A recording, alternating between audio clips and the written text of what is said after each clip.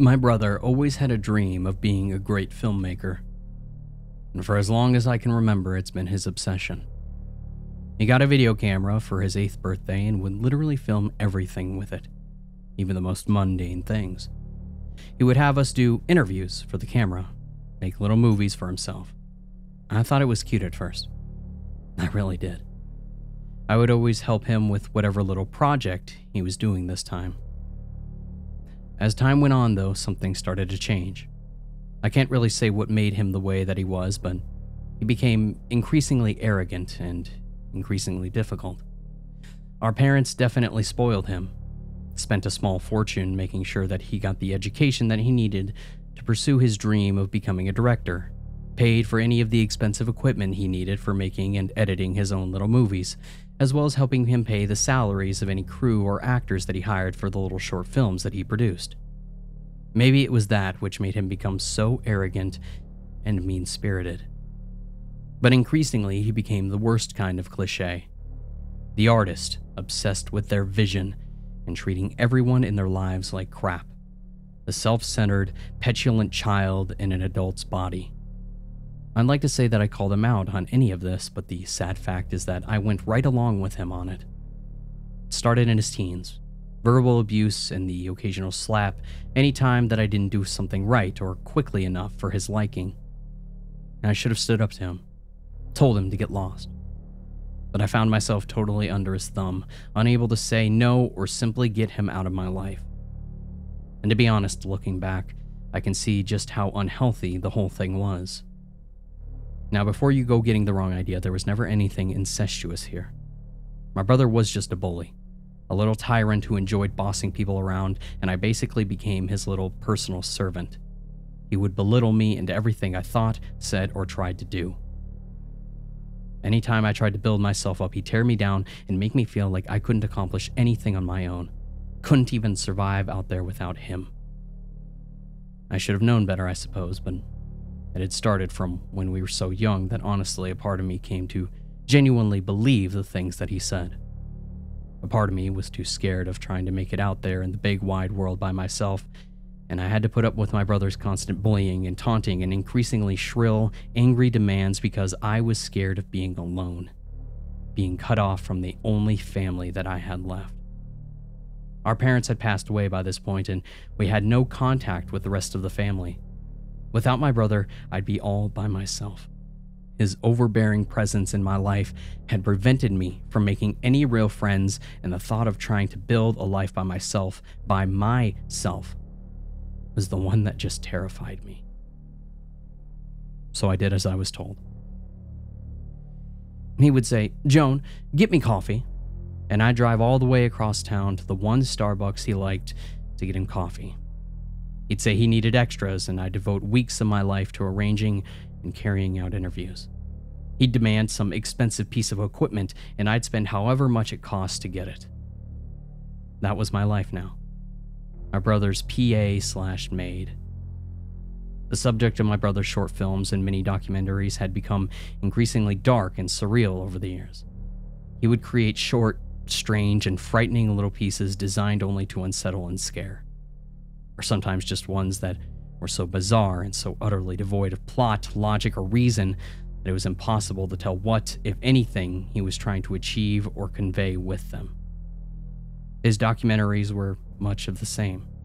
He would either film about gang crime, serial killers, and rapes, or else create disjointed scenes.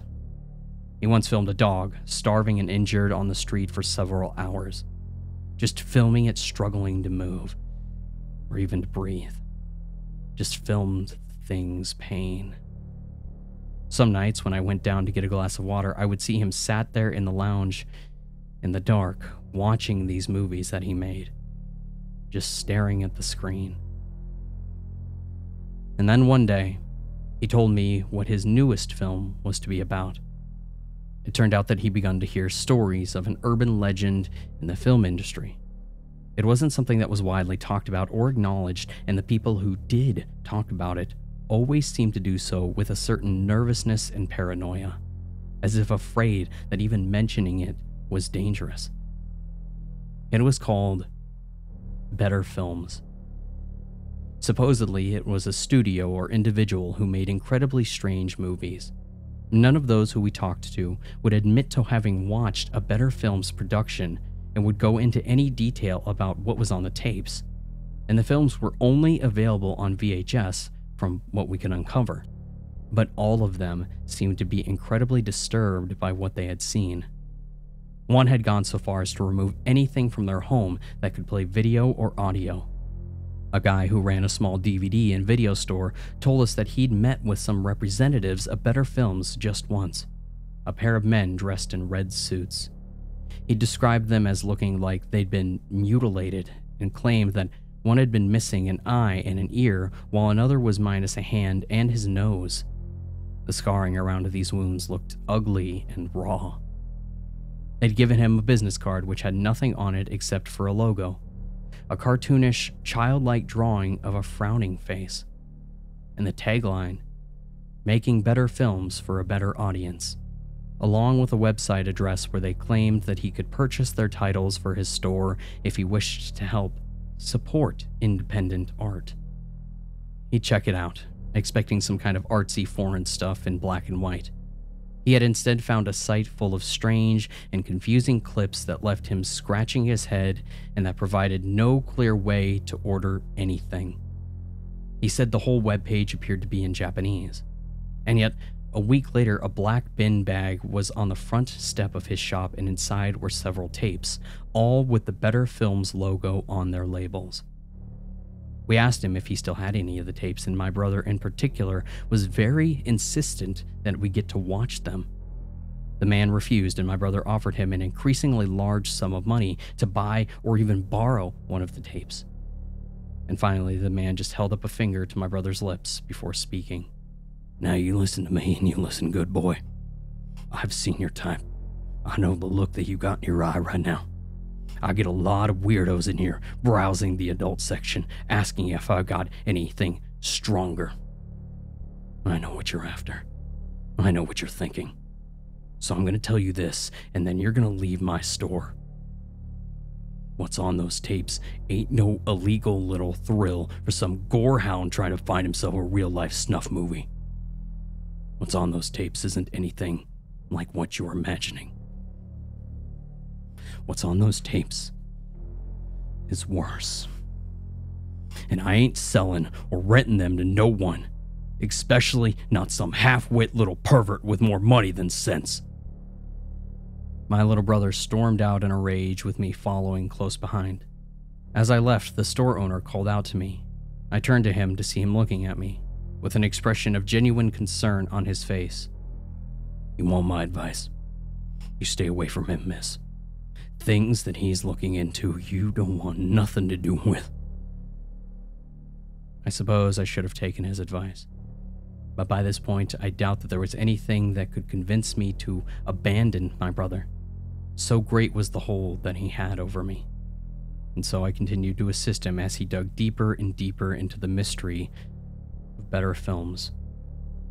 We managed to piece a few things together. The earliest encounter anyone seemed to have with their work seemed to be in the mid-60s. One person we spoke to claimed that he'd known someone who'd been in a movie for them in the mid-70s, a porn star who'd been hired right off of the set of a film he'd been doing and had gone missing for almost 7 months. He'd come back with a lot of cash and a hell of a lot of bad dreams. Another said that the company went back even further, that they'd been something called Better Productions back before even there had been silent films. Said her mother had told her stories that she'd heard from her grandmother, who'd heard them from her grandmother. Some spooky boogeyman stuff about some performer named Elizabeth Walker. We even found someone who claimed to have grown up watching a TV show Better Films had made, Sunshine Street. She said it had been called and went on and on about how strange it had been and how she'd always remembered that logo. It was the first thing that came to mind when she heard the name. She said it always used to creep her out, the way the frown would curve into a smile at the end of each episode. The animation looked eerie. That was how she described it. And then my brother came home one day with a woman who he claimed was a producer who worked at Better Films. I was dumbfounded. For all the work that we had put into this, I hadn't expected us to get anywhere. And to be honest, I was pretty much convinced the whole thing was just some ghost story, that if there had ever been a Better Films, there was nothing more to it than some low-budget production company that had made a few creepy little flicks and then folded up. All the weirdness around it, all the little hints and dark suggestions that we'd gotten about there being something more sinister about the whole thing, I'd put that down to just people making stuff up. Or at the very least, people having heard various stories about Better Films from unreliable sources and then passing them along. But here was somebody who claimed to have worked for the company in the flesh. She introduced herself as Ms. Kismet. Her hair was a bright red, almost certainly dyed. I can't believe that any hair could be naturally as bright as hers looked. She dressed in a red suit, and like the men our friend at the video store had described, she looked as though someone had gone out of their way to mutilate her body. One eye was missing, as was an ear and her nose. 3 fingers were missing from her right hand as well. I tried hard not to stare, but all of these looked like they had been done so crudely, so violently that it made me wince. She and my brother spoke at length for some time. I was not allowed to listen in or take part in whatever it was that they were talking about, but after a while, they stepped out of the lounge, and my brother asked to speak with me alone for a moment. He told me that he had convinced the woman to let him actually come to the filming of one of the Better Films movies and to meet with the director responsible for their work. To actually interview people who worked at the highest levels of this production company and to get the real story about what it was that they did. However, to secure this, he'd had to offer the woman a form of payment, he said. And that payment was her getting to spend a night with me, where I would do anything that she wished. I could have slapped him. I wanted to hit him.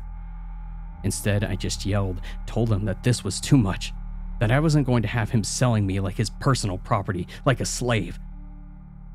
And he shrugged, seeming to not care about my anger or my hurt. It's not that big of a deal. You like women, right? You'll probably enjoy it. And she's promised that you won't be hurt in any way. His tone was cold and emotionless. It was clear that he couldn't care less what this person he knew nothing about and had only just met wanted to do with me. That he didn't give a damn about my well-being or my safety. That I was just another tool for him to use to make his own damn movies. No, well, that makes it perfectly okay then. And while you were selling me off to this total stranger, did it occur to you to ask what I thought about it? To ask for my consent? My opinion on whether or not I wanted to have to spend a night with some woman for all I know who makes a hobby out of making snuff films? He stared at me for a few moments, his expression totally unreadable. And then slowly he spoke. If you don't like it, then of course I can't force you to do it. You can say no. You can refuse. Just like I can refuse to let you continue to live here with me. Just like I can refuse to support you financially anymore. Don't worry. I'm sure there are plenty of job opportunities for ugly, witless, talentless little things who can barely make it through high school with no real skills or likable qualities. I'm sure that the local burger joint is just desperate for someone to mop their floors and clean out their grease traps. And who knows, maybe after a year or two, you'll be able to afford a place that barely has any roaches or rodents scurrying about in it. It's not like anyone will be able to stand you long enough to come visit, so really it won't matter what it looks like. You'll be the only one living out your sad, lonely life in it. I felt like I wanted to cry. I wanted to tell him that he was wrong, to go to hell. I wanted to storm out of there and never talk to him again, but part of me kept telling me that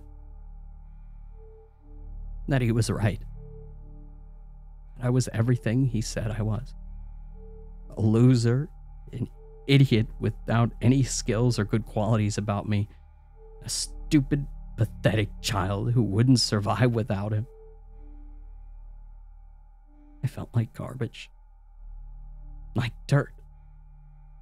I felt the way that he had always made me feel, for as long as I could remember now. and meekly I just mumbled that I would do it, that I would agree to spending a night with Ms. Kesmet.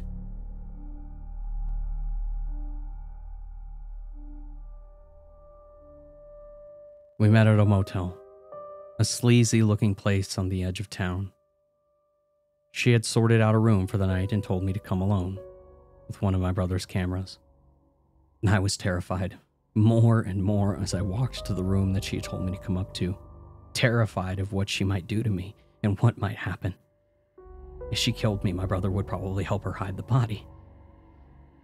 I knocked and I heard her familiar voice tell me to enter.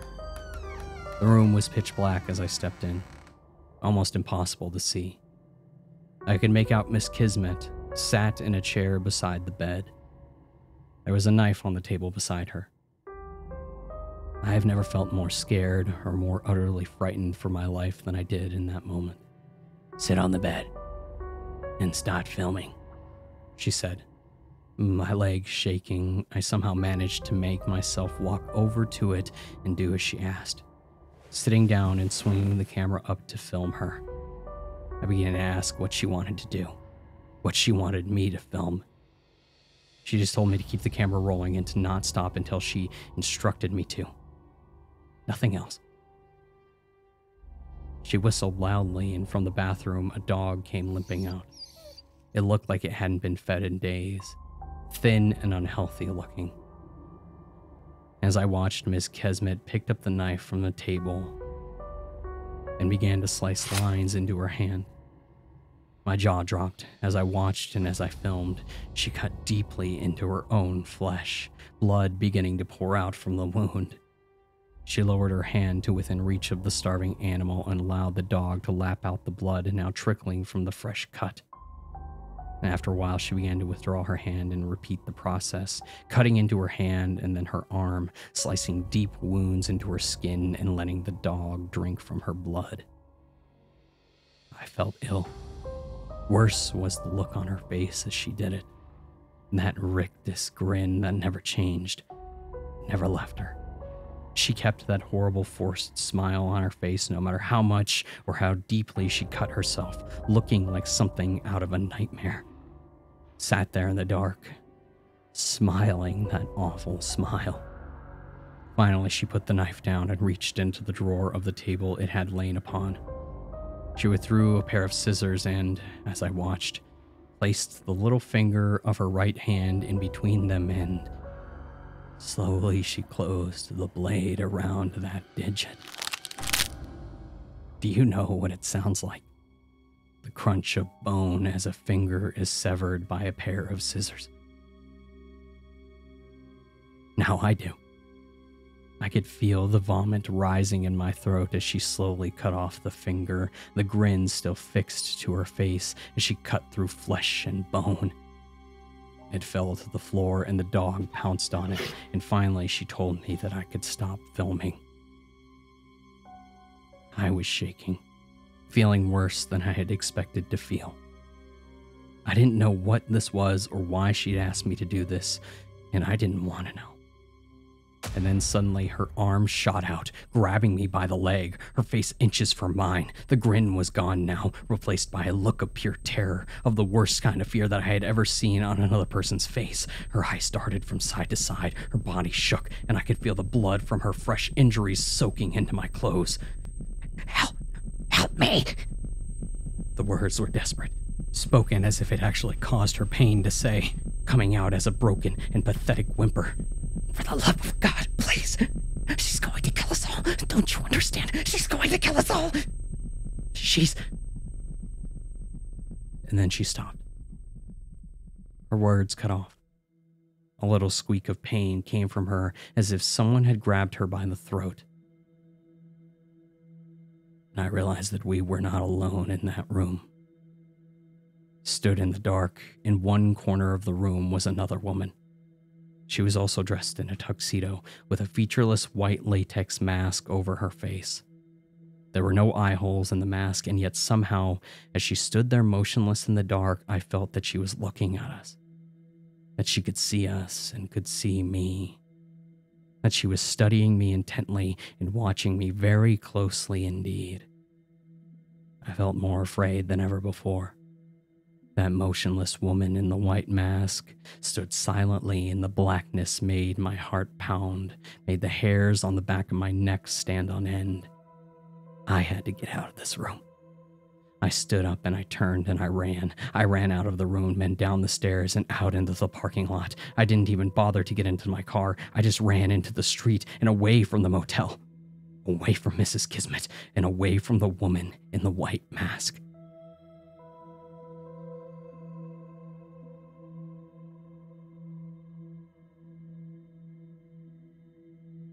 It was the next day that Mrs. Kismet showed up at my brother's home.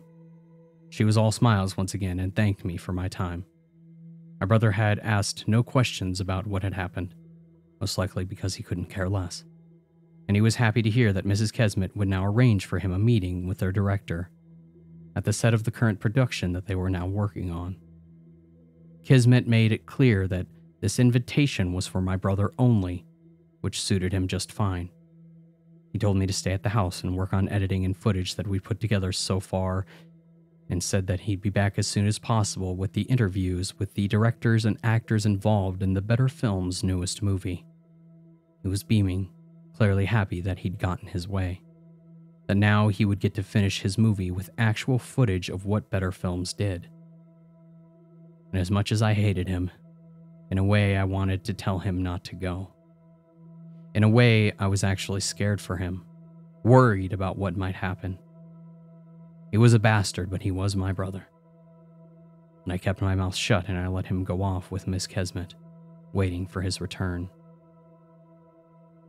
And I waited. And waited. After it had been several hours, I started to worry. When he hadn't returned at the day's end, I called the police. They told me that I had to wait for a few days to file a missing persons report and told me not to worry, that most of the time people show up long before that time has passed. My brother didn't. And so I went to the cops and told them about him and about what he'd been working on and about Ms. Kismet. I described her to them and told them about Better Films, which they reacted to skeptically. And I can't say that I blame them. Told them about the woman in the white mask, and they looked at me like I was crazy or making it up. Again, I really couldn't hold that against them. The whole thing was so bizarre and unsettling that I don't know that I could have believed them. The whole thing was so bizarre and unsettling that I don't know that I would have believed it if someone had told me about it. They told me that they would look into it, and they said that they would be in touch with any developments in the case. Anything they managed to turn up. They told me not to worry about my brother, that they were certain that he would turn up. The longer I waited without news, the less I worried, though. The less I cared about him at all. Finally free of his bullying, his endless taunts and insults, and I found myself becoming more confident and more assured. I began to go out. I began to talk to people, to actually start to make friends. I even met a girl at a little bar not far from my brother's house who I began to see as more than friends. I started sorting out job interviews. I started feeling good about myself, looking in the mirror and not feeling like crap for once. I felt happy. Actually happy for the first time in a very long time indeed. I felt like I had worth and value and that I could make it on my own. And then a package came a few months ago. It had no stamp, no address, or nothing written on it. Just a brown package left on the doorstep of my brother's place. I opened it up to find a video cassette inside, with a label on it that simply read, "We make documentaries too." I was worried now, nervous and yet curious at the same time, not wanting to know what was on the tape and needing to know at the same time. I walked over to the television and I slid the tape into the old VCR my brother still owned that I never bothered to throw out since he had gone missing. And it began to play. It was footage of us. Footage of us going around to talk to people about Better Films. Footage of us going into the video store where we'd met the man who claimed to have seen some Better Films movies. Footage of us going to the homes of those people that we'd interviewed about this. Footage of us walking down the street going to and from places.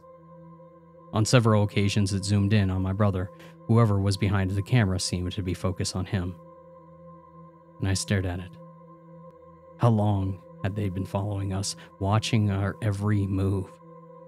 How long had they known about us before Ms. Kesmet had met with my brother? The tape went to static for a few moments, and then I thought that it was over.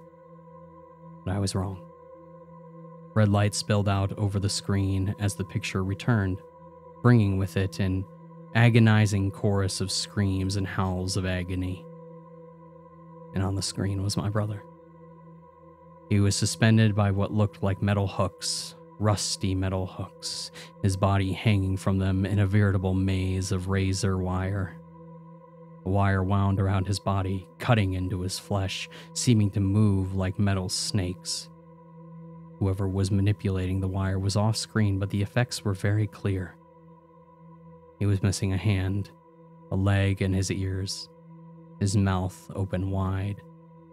Screams were all around. The source of them was not visible, but I could hear what sounded like dozens of voices all screaming with him, all howling and shrieking in pain. His eyes were wide and terrified, his body jerking and twitching as he screamed the same words over and over again, the same 2 words. Help me. I stood there staring at the scene for a moment, my brother trapped somewhere in what appeared to be a private hell on Earth, having God knows what else done to him by these people for reasons that I would probably never know. I walked over to the set and I turned off the tape. I unplugged the VCR and the TV. And knowing that I would never mention this tape to anyone, I knew, and I whispered the words to myself. No. I don't think I will. I burned the tape. And to this day, my brother has never been found.